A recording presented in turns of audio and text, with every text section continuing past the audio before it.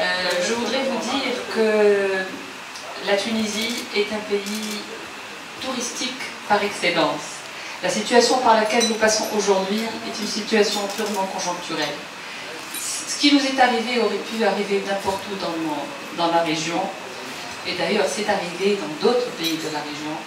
C'est très dur, on a été très choqués, et puis on s'est remis debout, et on est là pour nous battre et pour sortir de cette situation.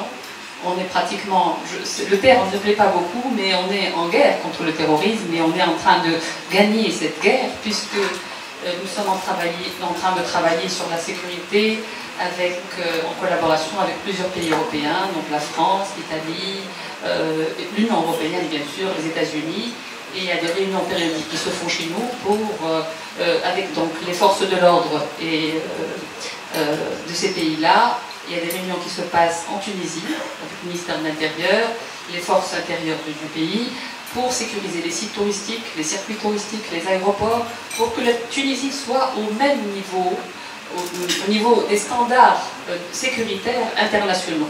Et nous sommes en train d'y arriver. Bon, ce qui s'est passé, c'est qu'il y a eu une interdiction qui est sortie d'un pays ami. Il y avait toutes les raisons pour qu'il le fasse, mais ça... Finalement, il a répondu aux attentes de ces terroristes. Et ils ont obtenu le résultat qu'ils ont voulu. Parce qu'ils ont voulu attaquer l'économie du pays en attaquant le tourisme tunisien. Et c'est comme s'ils avaient réussi. Mais en fait, bon, ce n'est pas le cas.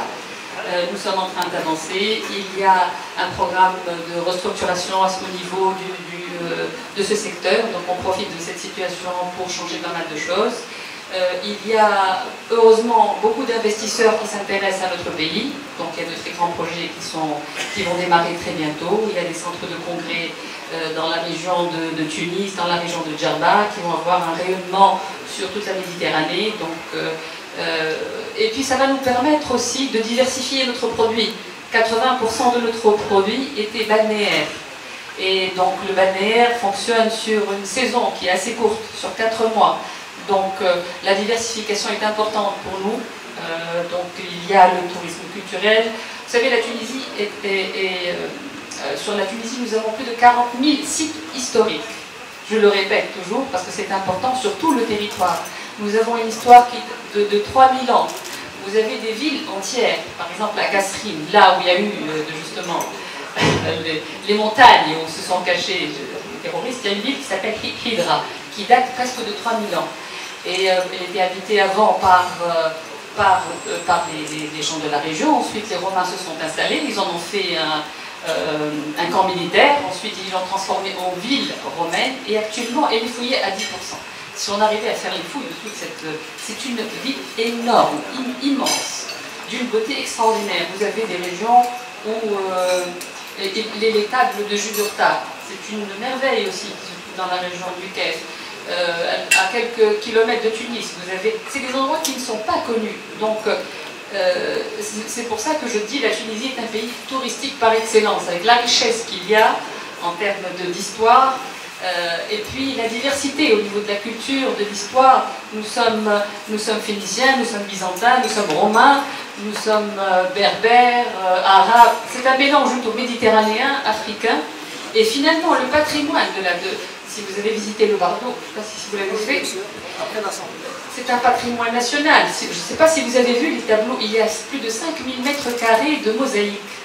Certaines sont au sol, vous avez dû marcher dessus. Qui ont été récupérés dans des villes de notables romains, et vous avez les 3 religions. Vous avez le christianisme, le judaïsme et l'islam. Bon, l'islam, c'est plus récent. Mais vous avez